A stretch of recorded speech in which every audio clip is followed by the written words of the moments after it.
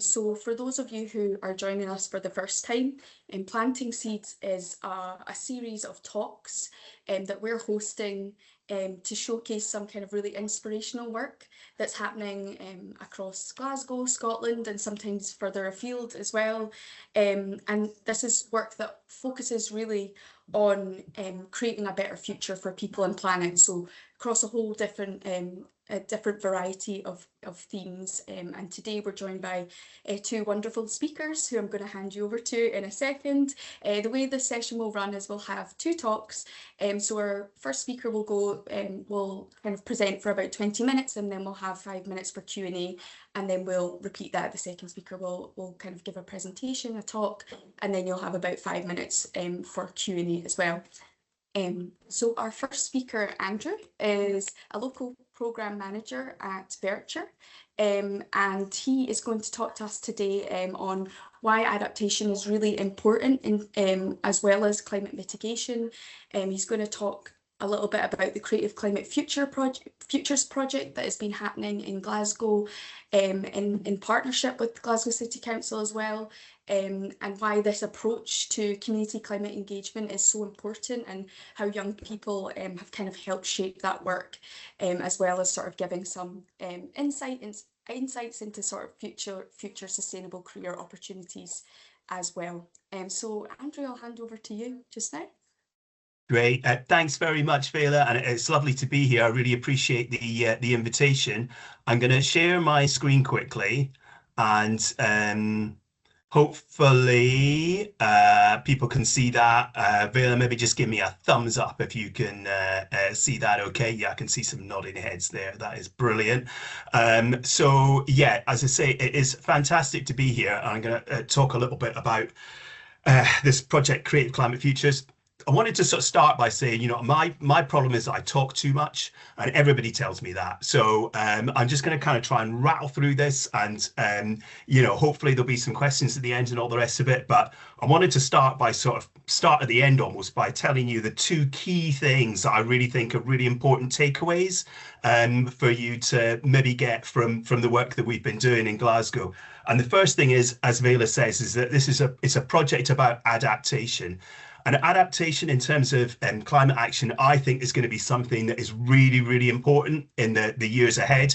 We all understand that reducing emissions is really important. New technology, renewables, all of the rest of it, that is really important. But we've kind of already come kind of quite far down the way with this. And, you know, I think this project has demonstrated that adaptation, changing the way that our neighbourhoods work to react to the effects that climate change is having, is going to be a really, really important thing that, you know, jobs of the future, technology of the future is going to be looking at.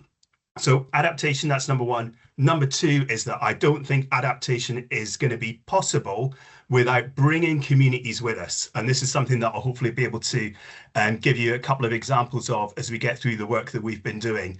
Too often, I think what we see when adaptation measures are being introduced is that they are just sort of plonked onto the communities that they're being designed for, without proper collaboration, without proper co-design of those techniques that are being used, so to make sure that the community understand why it's happening. And I think that's something that, if you only take away those two things from my sort of presentation today, hopefully that's just something to get you thinking about. But perhaps the best way to explain the work that we're doing is to talk a little bit about this project called Creative Climate Futures. And as I say, this is a project that has been running for about 3 years now in two areas of Glasgow. We have one of our projects is in Easterhouse, in sort of the east end of Glasgow, and another in the Gorbals, just south of the River Clyde. And what we're trying to do is to support local communities to take climate action at a neighbourhood level. So looking kind of street to street, postcode to postcode, looking at how we can empower these communities to work out their visions for their kind of climate ready future, really. And yeah, we have these kind of four C's, if you like, that I always try and refer to around this project of collaboration, co-design, creativity, and climate justice.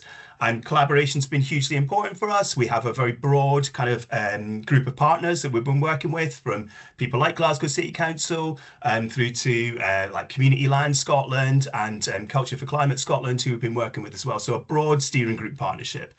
And we brought those partners together to work with these neighbourhoods in Easterhouse and the Gorbals to really co-design what they wanted their vision for their climate ready future to look like. So not starting by going into these neighbourhoods and saying, oh, you want to do this, you want to do that. Really starting at a level of engaging with these local communities to find out what was important to them and work from, you know, almost like a blank sheet of paper upwards to allow us to build these kind of climate ready visions for these two neighbourhoods. And one of the key tools that we had in our armour to do that was this thing about creativity. The project's called Creative Climate Futures. So we recruited two embedded artists, one for each area, and the artists were working within the neighbourhoods, not just to create pieces of artwork, although they have done that from time to time as well, but to kind of employ a kind of a creative mindset when thinking about the problems that climate change poses for these communities. So thinking differently, changing the mindsets of the local people to allow them to kind of have the bandwidth, if you like, to think about how climate change was going to affect their local neighbourhoods. And really what this boils down to is this thing about climate justice. And this is what we found very, very early on in the project, is that sometimes, you know, you don't have to talk about climate change to be able to address the issues that people are facing. If people are facing issues around rising energy bills, if they're having problems getting public transport, they can't get around the town, if they don't have access to fresh fruit and vegetables, those are kind of everyday issues, cost of living issues, but they're also climate issues. So very often this was a project that wasn't necessarily framed around climate, but that was attacking these kind of climate issues that we could all see. And the two neighbourhoods that we had in Easterhouse and the Gorbals, they were really chosen using a really analytical process of looking at data, looking at areas of Glasgow that were at risk from localised flooding. So obviously Gorbals is somewhere that is, you know, close to the river, but also has, you know, local street-to-street flooding as well. Also looking at urban heat. And urban heat is something that you know, is a real growing problem in Glasgow, partly because when you try to talk to people about urban heat in Glasgow, most people's reaction is, bring it on. That sounds absolutely amazing, because we're sick to death of being freezing cold all the time. But actually, the way that our, you know, communities, new build structures especially, are being constructed is creating real issues with urban heat, which is going to cause significant problems as we get further down the line with the effects of climate change that we're seeing. So that's what we tried to do with this project. And just to give you a quick example of one of the issues that we faced, to bring this back to this thing that I was saying about adaptation and bringing communities with us. So these are two pictures from Easterhouse. It's very difficult to see, but I'll try and sort of paint you a picture of them. And Easterhouse is somewhere where you can see an almost textbook example of adaptation measures being implemented without a community's consent. So as I say, if you were in Easterhouse, you'd be able to see this really easily. It's a sort of a piece of open ground that's kind of rewilded. It looks very natural. I would say it is not kind of refined or kind of you know, sculptured at the edges at all. It is just very wild land. This used to be football pitches, and it used to be football pitches that were used regularly by local people, and which were seen as a real community asset. And then a few years ago, to much fanfare, the local community was told that actually the football pitches were going to be removed and they were going to get a park instead. Now, if I say the word park, you probably have an idea of what that might look like. Perhaps you are picturing swings and roundabouts and slides and all the rest of it. But what the local people actually got was this, which is this kind of rewilded area of land full of flood prevention measures, which is next to useless for local people to actually use as a local resource, other than maybe for dog walking. And even then, it is pretty difficult to do that. This is a flood adaptation measure that's been implemented, not uh, to protect necessarily houses in Easterhouse from flooding, but protect houses further into the city centre of Glasgow from flooding. So essentially, the people of Easterhouse are being used as kind of like human shields almost to stop the other areas of Glasgow from flooding. Something that happened without anybody's kind of consent necessarily, and without any great consultation with local people. So we know that we need these types of interventions. We know that we need measures that are going to allow communities to adapt to the effects of climate change. But here is a great example of how not to do it. And what we're trying to do, or we're trying to start the ball rolling, and I make got no delusions of grandeur about, our project necessarily, but it's a small part of a bigger picture of starting to allow communities to imagine a different way of doing things. So what we're working on now in Easterhouse is a new, again, I hesitate to use the word, but it is an urban park. And this time it is going to be an actual park, and it's going to have bouldering rocks, it's going to have stuff for kids, it's going to have a pump track and cycle and pathway around it. It's going to have climate adaptation measures like this thing that you see at the bottom. Again, difficult to see on the picture. This is like a rain garden. So it's a planted area that's been planted with beautiful flowers and all the rest of it, but that is designed to mitigate some of the effects of flooding, basically. So it captures water and releases it in a controlled way. And you could have orchards, you could have apple trees, you could have pear trees, you name it, you could have that there. So we know that we do need to have these structural measures in place, but what we're trying to say to people, and what we're trying to demonstrate to the people, in this case in Easterhouse, is that it has to be done with the consent and with the informed knowledge of the people who are actually living in the areas where we're putting these techniques into place. And this is a challenge, and it is a challenge for people, and perhaps again, without being patronizing at all, it's entirely possible that some of you on this call don't know much about climate adaptation. And it was something that was completely new to me when I started working at Verture 3 years ago. Climate adaptation wasn't really the kind of language that I used when I was thinking about climate change. And I think this is why we need a kind of a comprehensive process very quickly implemented to allow people to build their capacity of knowledge in this area so that they do understand how their neighborhoods may change in the years ahead. And a lot of the work that we're doing at the moment is in coastal communities. So working with people, say, in the Moray Firth and areas like that, which are seeing significant coastal erosion, are seeing significant effects of climate change, right now. This is not a future problem. It's not something that, might happen in 10 years' time if we're unlucky. It is something that is happening now. And one of the things that we're finding is that there is a sort of a limited level of awareness, I suppose, from people living in these communities of how serious this problem could be. And something that one of my colleagues sort of reported from a meeting that they'd been at recently was that somebody had said, if this was a problem, surely someone would have told us about it. But the thing is that it is a problem. And the thing is that they haven't been told about it. But this is something that is still within our gift to try and ameliorate this. We do have the tools at our disposal, but we need to bring communities with us if we're going to be successful in implementing some of these adaptation measures. So very quickly, how did we go about trying to bring that community with us? And the thing that I mentioned earlier that I'm going to come back to now quickly is this thing about embedded artists. And I think culture, creativity, the arts are one of the greatest underused tools that we have in the fight that we have for climate action in our communities.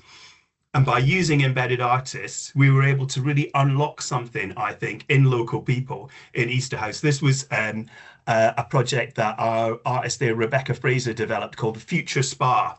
And she invited loads of people to come and take part in this, where they could kind of almost detach themselves from daily life for a minute and just relax. She had loads of aromatherapy treatments, and there was people doing head massages, all this kind of stuff. And then when she had people like relaxed and kind of in the zone, then she recorded them talking about their memories of growing up in Easterhouse, how they'd felt when they were kids. A lot of them were sort of older people, but then also kind of school kids as well. So talking about their memories of growing up and their hopes for the future.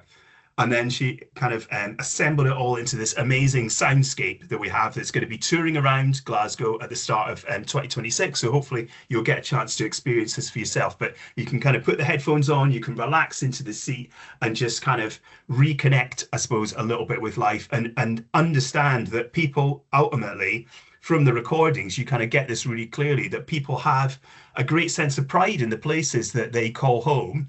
And all they want is the opportunity to make those places better in the future and to protect them from the effects of climate change that we know are going to happen. Another great thing that we did that our artist again in Easterhouse put together was this Festival of Flora, which was an amazing event. And all the family were kind of there. We had, very young kids to kind of older people coming along. And I think what we found with this as well was another key building block that we have in this kind of the action that we're taking against climate change is this thing about intergenerational issues, that climate is an intergenerational issue.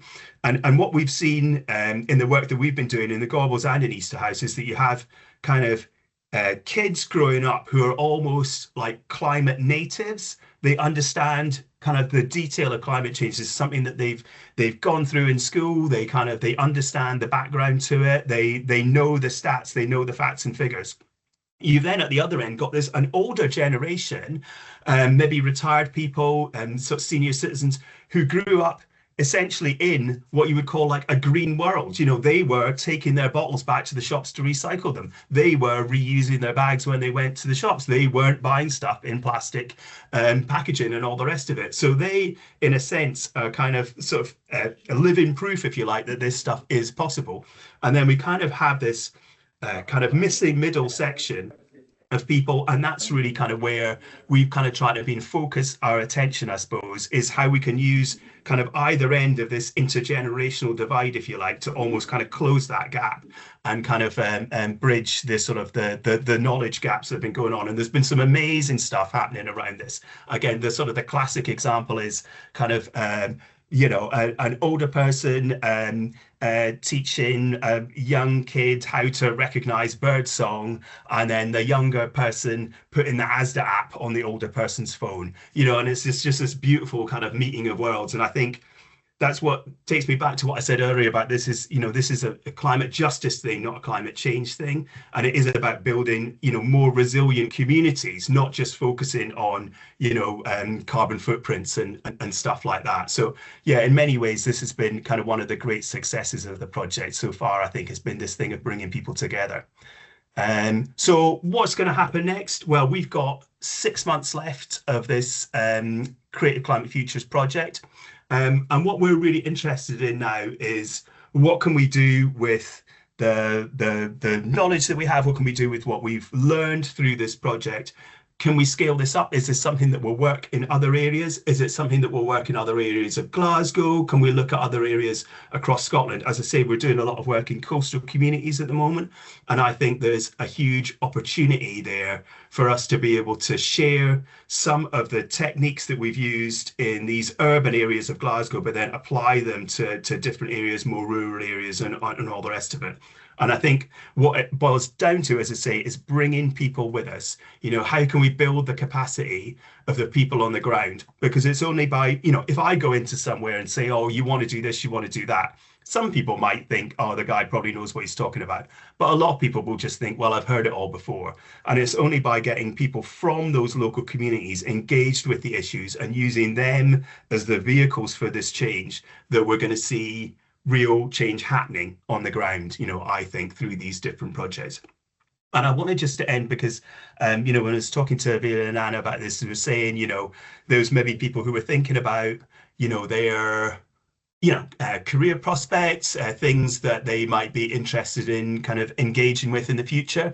And, as I said at the beginning, I think this is an area that is unexplored largely at the moment in terms of adaptation. It's something where there's a huge opportunity for people to lead on this, and that is what we need ultimately, is that we need people, a new generation of people who are going to build a kind of a movement that understands that this is an issue that's going to affect everybody, but it is an issue that we can make genuine changes with. This is something that is not a kind of a doom and gloom scenario.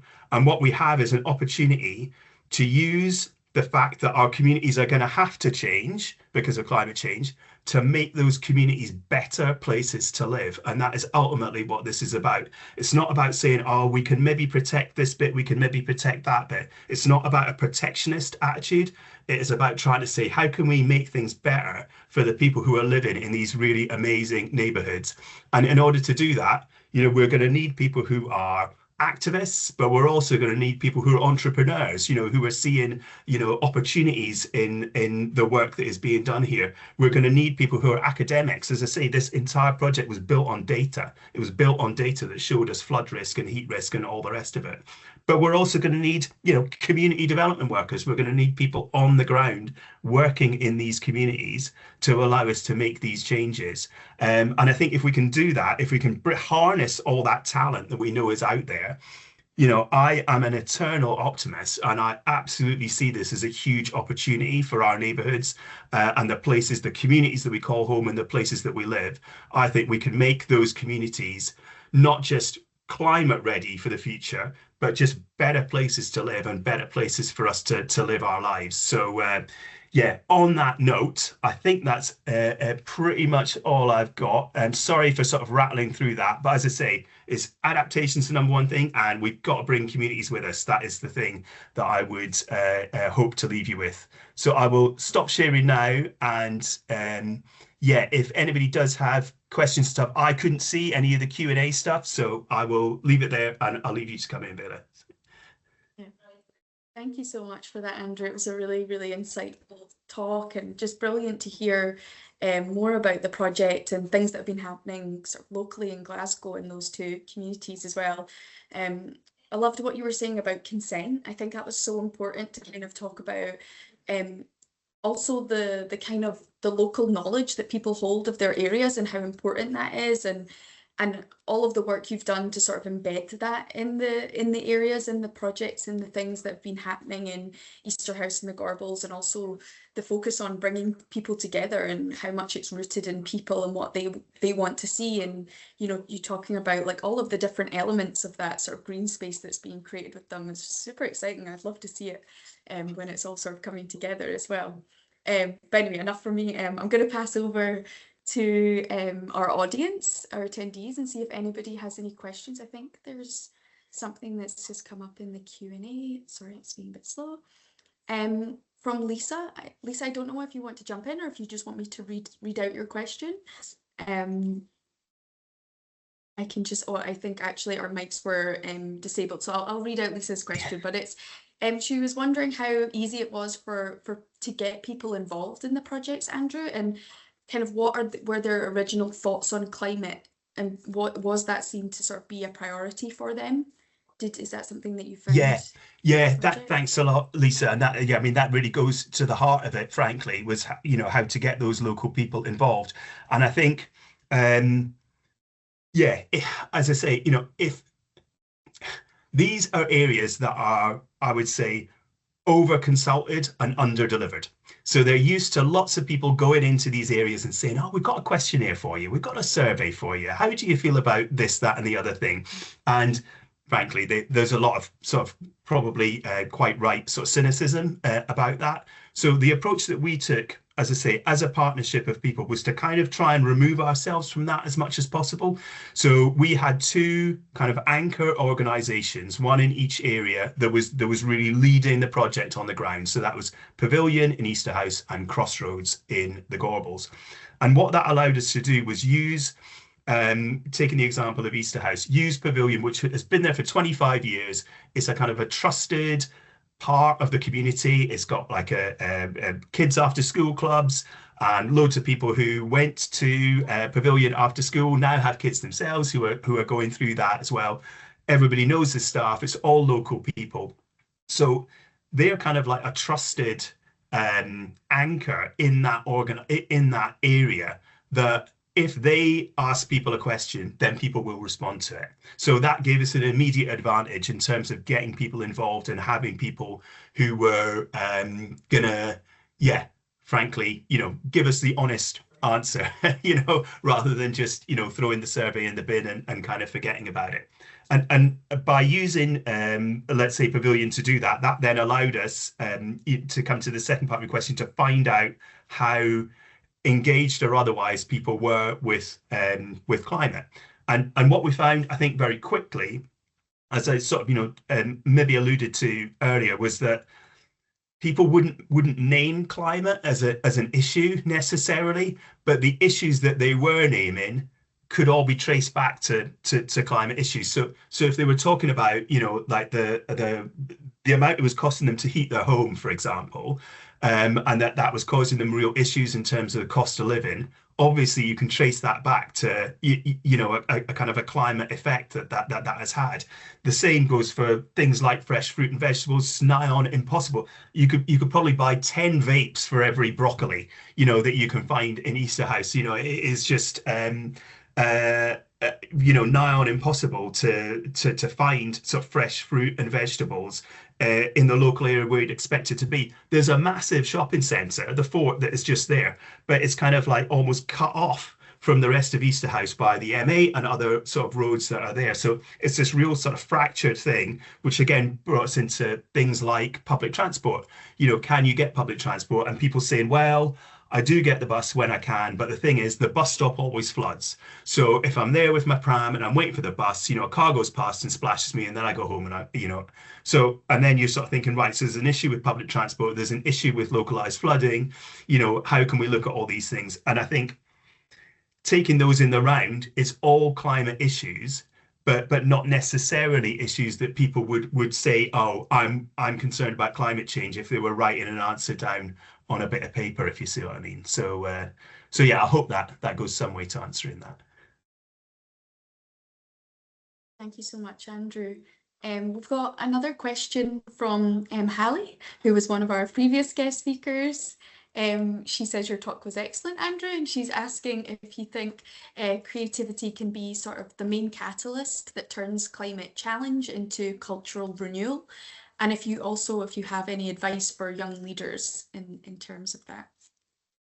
Yeah, thanks a lot for that, Harry. And I mean, I think the thing about creativity was something that it was really interesting, because at the start of the project, I was like, oh, this is what makes our project unique, is that we're using creativity to unlock these things. And then as we started, we met all the other people who were doing climate projects using creativity to unlock it. So we're by no means unique in doing this, but I think it is something that we've really learned can be a really great kind of tool to use to unlock people's thinking in this area.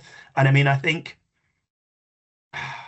without getting too philosophical about it, if we're sort of thinking about, saving the world and, saving us all from, the effects of climate change, you have to sort of say, well, what are we saving the world for? And I would say that the reason to save the world is so that we can have culture, so that we can have art, so that we can be creative people. I think that's ultimately the goal of any civilization is culture and creativity. So I think having that, it definitely was a catalyst, and I think it allowed people to think differently about the problems.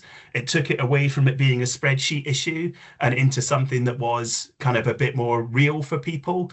I am not somebody who naturally likes, acting out, pretending to be a tree, in a workshop. But actually, once you get into it, it's quite good fun, and, you can find that it does kind of, it does let you think differently about things. And I think this is an area where we have tried the same old for quite a while now, and it maybe has had diminishing returns. And I think trying different things and trying things that are pushing people a little bit out of their comfort zone is probably a really good thing. And I mean, in terms of advice for young leaders, I mean, I would sort of say, I just think there's so many possibilities, so many opportunities that are going to be coming up as part of this, long battle that we have, if you like, ahead of us to try and protect our communities, but also improve our communities. So I think, my only advice would be for young people would be that I think this is something that is a really interesting area to get into. It's something where there is a real opportunity to make change and to make things happen. And I think that's something that I have found really, really beneficial and kind of encouraging for myself is knowing that I, in a very, very small way, I'm contributing something to something that I think is really important. And I think there's very little that I would want from a job that's more than that, to be honest, is knowing that you're kind of making a bit of a difference. So yeah, I would encourage anyone to get involved, definitely. Thank you so much for that, Andrew. That was a lovely sort of note to end things on, that kind of piece of advice for young people. And thank you, Hallie and Lisa, for your questions. We will be sharing Andrew and Mika, our next speaker slides after this. And I hope, Andrew, you don't mind me saying it's got your email in there if anyone No, has any perfect. other questions that Yeah, they would like get to in touch. sort of Yeah, follow drop me a up line. on. Brilliant, thank you. But I'm going to hand over to Anna, who's going to introduce you to our next speaker, and then we'll have a Q&A after that as well. Hi everyone. I hope you can hear me okay. I had a few issues joining today. We're in a new office and the Wi-Fi situation, I'm still trying to work things out, but looks like it's all working fine now. So we're really excited to welcome our next speaker, Mika. Mika is the founder and business owner of Greenwheels, a sustainable gardening service. We know for the young people involved in the Youth Climate Action Fund that it was really in demand to learn from someone about gardening experience and getting some expert knowledge on how to kind of start your own gardening initiatives. So we know people will really be looking forward to hear Mika's talk. Today he'll be talking about waste management and recycling, soil health and biodiversity, and how local businesses can support food growing and well-being and community initiatives. So welcome, Mika. I'll hand over to you now. Perfect. So, hi everyone, thanks for being here. My name is Mika and I run Greenwheels Gardening Services. We are a sustainable low-carbon gardening business based in Glasgow that operates entirely by cargo bike. Most mornings you'll find me cycling through the city with a trailer full of tools on my way to a garden or green space that needs looking after.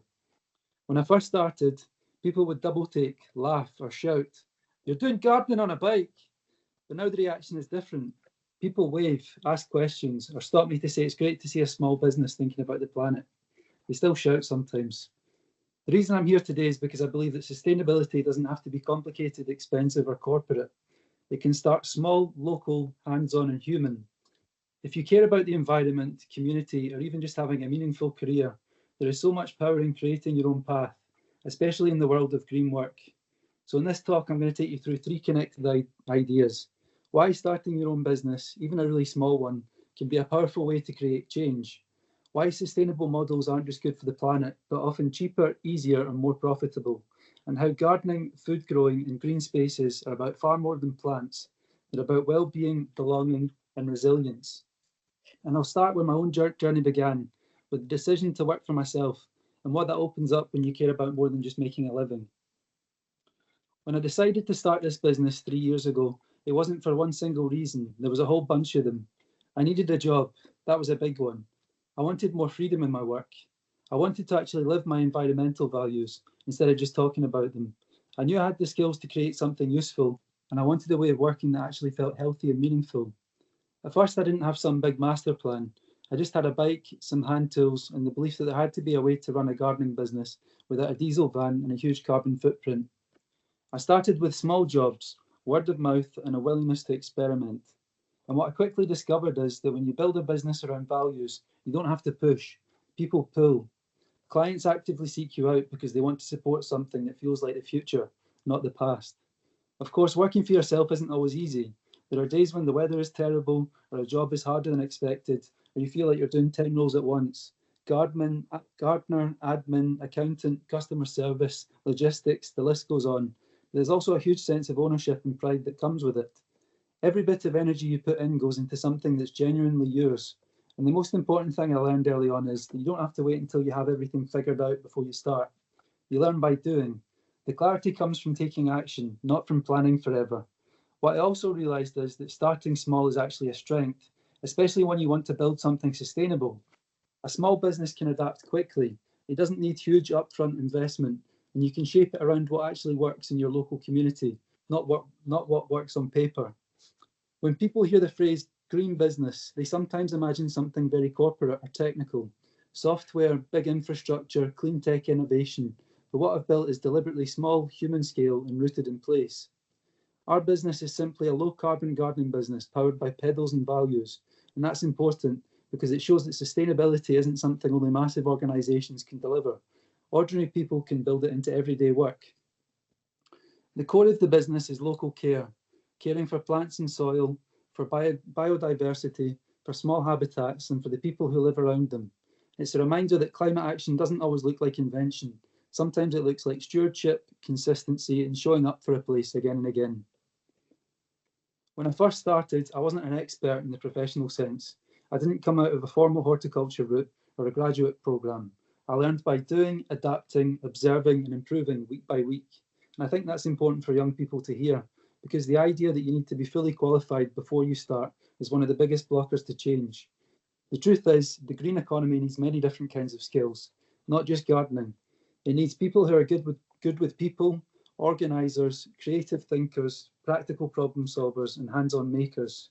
If you can notice what a place needs, if you can care about it, and if you can learn as you go, you already have enough to begin. Working for yourself means you can build a role that actually fits who you are. You don't have to squeeze into a pre-existing job description.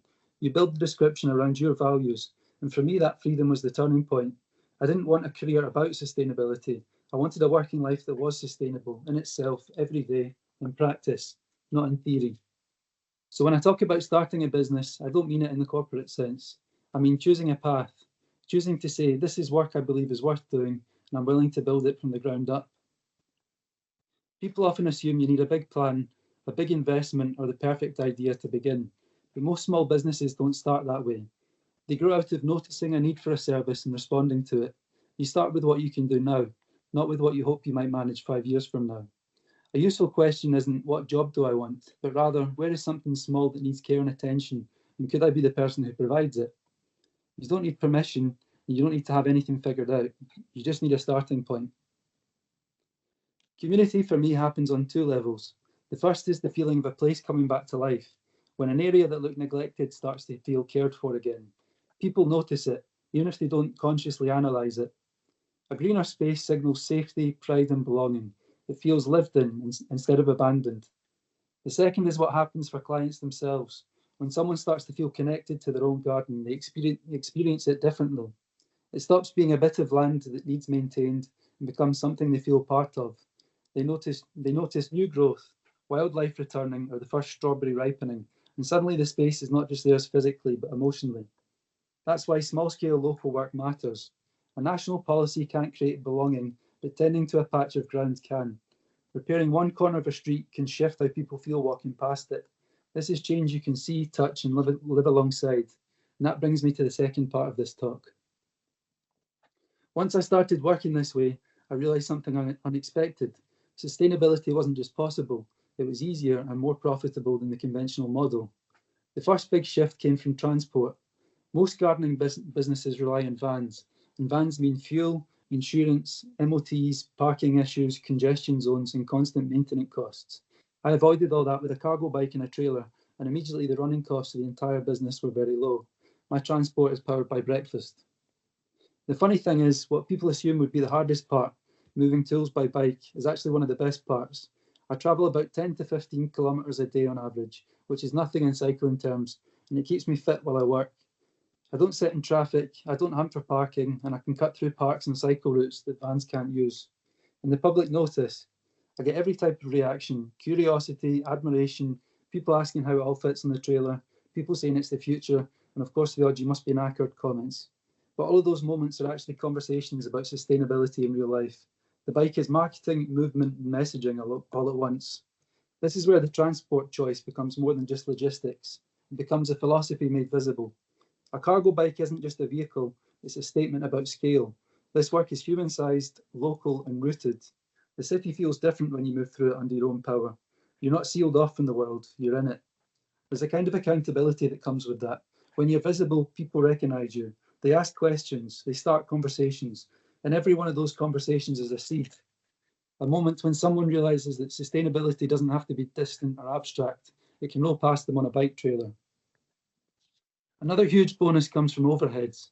A low energy, low waste business can operate with very little outgoing cost compared to a traditional model. No fuel bill, minimal repairs, fewer consumables, and that means I can reinvest time and money into the parts that matter. Quality work, good tools, and sustainable materials. One of the biggest misconceptions I hear is that sustainability must be more expensive, more complicated, or less practical. There's this cultural idea that green automatically means sacrifice, higher costs, harder logistics, and lower convenience. But that's a story built from large-scale systems trying to maximize profits, not from small ones. At the small business level, sustainability often removes cost rather than adding it. No fuel bill, lower maintenance, fewer disposables, simpler logistics. You're not fighting against the system, you're designing around it. People also assume that a van is essential, that proper work needs fossil fuel behind it. But the difference between assumption and reality is huge. I don't spend hours in traffic, I don't pay for parking, I don't have breakdown bills, and I'm not reliant on volatile fuel prices. My overheads stay predictable because they're not dependent on extraction. And the other myth, that sustainable businesses can't scale, is really just a misunderstanding of what scaling means. Scaling doesn't have to look like getting bigger. It can look like replication. More people in more neighbourhoods doing work that is small, place-based and regenerative. Not one van doing 200 miles, but 20 people doing 10 miles. In a conventional system, garden waste is something to get rid of. In a circular system, it becomes part of the ecosystem again. Mulch, compost, shelter for wildlife, soil regeneration. When you stop seeing materials as waste, you start seeing them as value. One of the ideas at the heart of what I do is the circular economy, but I don't think about it in academic terms. At street level, it's simple. It means keeping value local instead of letting it leak out of the community. When people think about waste, they imagine something that needs to be taken away. But in a circular model, materials don't leave, they move through a loop. The prunings, the leaves, the clippings, those aren't rubbish, they're future soil. They stay in the area, feed the ground, and become next season's growth. The same is true economically. When you run a small local service using local supply chains, the money stays in the city. It doesn't disappear into distant corporations, it circulates. It supports other local suppliers, local businesses, local nurseries, local knowledge. It builds resilience because value isn't lost. Nature already models this perfectly. Nothing is wasted, everything becomes something else. The circular economy is really just humans remembering what ecosystems never forgot. And this is why small businesses have such an important role to play in climate solutions, because they can be agile, relational, and rooted. They rebuild local loops instead of exporting waste and wealth out of the city. So what all of that basically means is sustainability isn't a burden, it's a smart structure. It keeps a business lean, agile, and resilient, and it proves that climate solutions don't always need to be high-tech or large-scale. Sometimes they just need to be designed differently from the start. And that brings me to the third part of this journey, because for me, gardening isn't just a service or a trade. It's a way of restoring connection, place, and well-being. Some of the most meaningful projects I've worked on started with the completely dry, tired, unloved patches of ground. Nothing much grew there, and everyone had stopped really seeing it. It had become just another blank space in the city. But when you start treating a space as living rather than neglected, everything changes. We improved the soil, created structure, planted for pollinators, added habitat layers, ground cover, shrubs, taller planting, and within a season the space was buzzing again. Birds, insects, colour, texture, movement, a little ecosystem where there hadn't been one. What mattered most wasn't just the plants, it's how people respond. Suddenly neighbours were stopping to look. Someone asked what the flowers were called. Kids started spotting bees and pointing them out on the way past. A space that had been ignored became a space people felt connected to. That's when it really hit me. People don't only want gardens to look tidy, they want them to feel alive. And when a space feels alive, people feel more alive in it too. When a space becomes greener, the first change is often quiet, not visual. It's the shift in how people feel around it. People breathe a little deeper. They slow their walking pace. And the body recognises care, even before the mind notices it. Gardening is climate action, but it's also care work, community work, and in a way, quiet repair work for the nervous system. You don't have to talk about mental health for people to feel the difference of having beauty, colour, birdsong, and life woven into their everyday environment. And this matters even more in cities, where so many people live in flats without direct access to green space. A single small garden, courtyard, verge, or shared corner can become someone's first real contact with nature in their week. Greenery isn't decorative, It's part of how humans stay well. But at the same time, while the demand for nature and well-being is rising, the public funding for green space is shrinking. And this is one of the biggest tensions we face as a city. Councils are stretched, park departments are understaffed, and too many green spaces are being treated as liabilities rather than living assets. We have pockets of incredible public space across Glasgow, but we also have corners that are overlooked, forgotten, or quietly declining because the maintenance budgets just aren't there anymore. And that gap isn't just aesthetic, it affects mental health, biodiversity, food resilience, and community connection.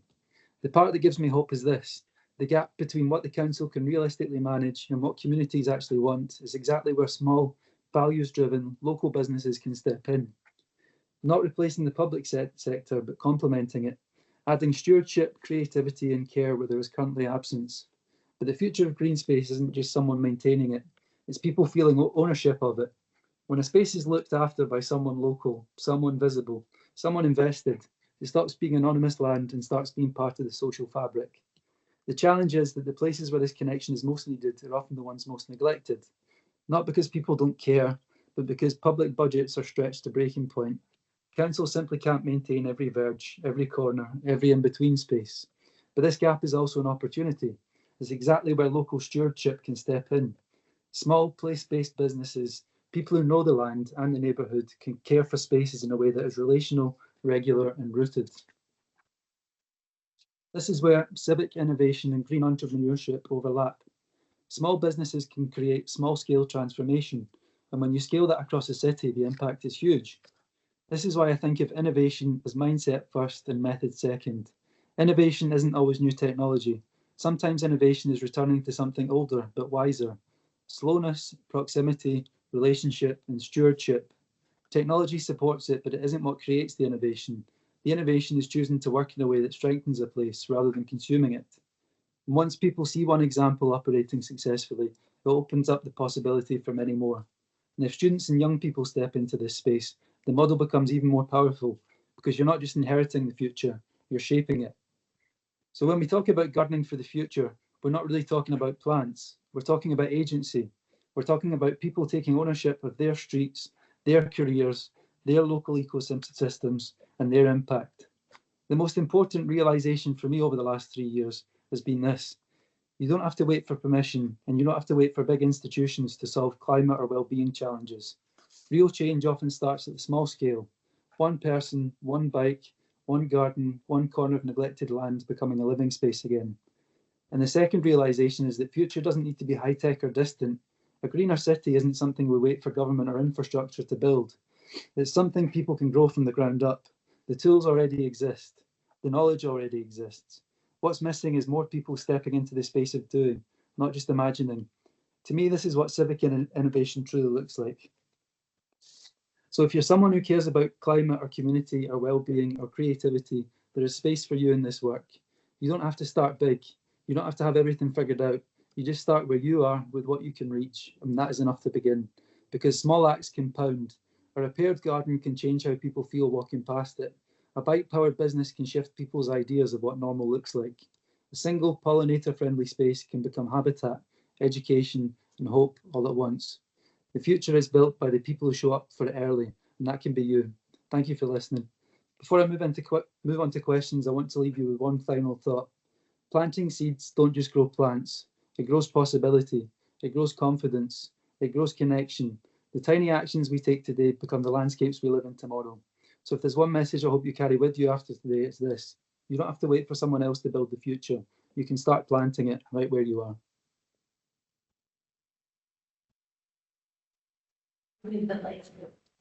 Thanks so much, Micah. That was a great presentation, really inspiring. There's so much that I'm going to be able to take away from that, but I really love the way you kind of split it into a few chapters from your journey and how other people can start to build their own business, and then moving on to how people can really like practically innovate where they are right now to create to create a future that's greener and better for them and the communities that they live in. I also loved the t-shirt that you had in one of the slides that said, growing a garden is a beautiful and radical act. Love that. Would like a t-shirt like that for myself. I've got that picture in my living room actually. Oh, do you? Print on the wall.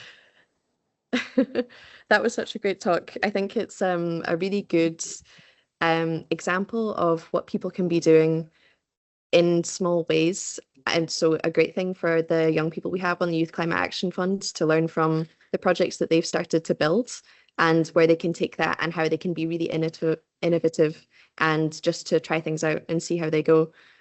So thank you so much. Thank you. I think we have a comment. We have a nice comment from Lisa in the chat, and she's not asking a question, but she is saying that she's going to take a lot away from your talk, and she's going to pass it on to her other business advisors. So nice comment from Lisa there.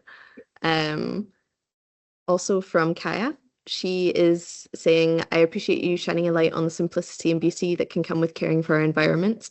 Your approach is very touching. What advice would you have wished to receive for those young people who'd like to start their own local business? Just to get stuck in, don't worry about it too much. I mean, there's always things that can go wrong, but if you just go into it, don't rely on it as your only thing at first. Try and have something else that you're doing. So it doesn't matter if you're at college or if you have another job, just try it out part-time, see if it works, and then get the ball rolling. That's great. I think the projects that we have in the Youth Climate Action Fund are really good so far, and we would love to see them grow and continue. So I hope a few people can take these away, and we'll see what happens as time goes on and in the schools and the organizations that they're working with. Julia also is asking, what are your recommendations for young people who want to start a garden, maybe with a limited space and limited budget at the minute? Well, there's a company called Real Seeds, and they actually they offer a low-wage seed packet. So I think it's about £8, and they give you loads of different vegetables. So I'd recommend checking them out. Real Seeds. I can put a link somewhere. Buying one of those packets. Even if you go to Lidl has very cheap compost. I think it's about £2. So just buying a few bags of compost, some seeds, and trying it out. If it doesn't work, it doesn't work. But then you can always try again next year. Exactly. Can see what happens and try to grow something else. Some things take more easily. Sometimes you find a knack with something else that you try. I don't know if anyone else has any more questions, but so much to take away from both of the talks today. So thank you both. I feel like they had their differences, but they have a similarity in bringing people together, working on something small, getting people involved, and seeing how that changes in the community as well, seeing how people take away so much meaning from having a bit of additional stewardship on what they can do locally, if it's growing or if it's getting involved in climate adaptation projects, to have a say and have some control over what's going on locally.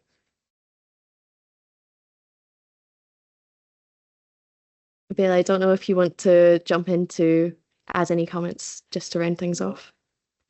No, and I think you rounded things off really well there. I just loved hearing from both Andrew and Mika today. It looks like our attendees did too. And yeah, we'll kind of share the slides after this with you and maybe some extra links. That's some of the things that Mika has mentioned too. But yeah, thank you both so much. I think everyone will agree it's been super inspiring, so much food for thought as well. And yeah, thank you everyone for joining. Thanks, everyone. Thanks a lot for having us. Yeah. Thank you. Take care, Have a good guys. day, everyone. Cheers. Bye. See ya.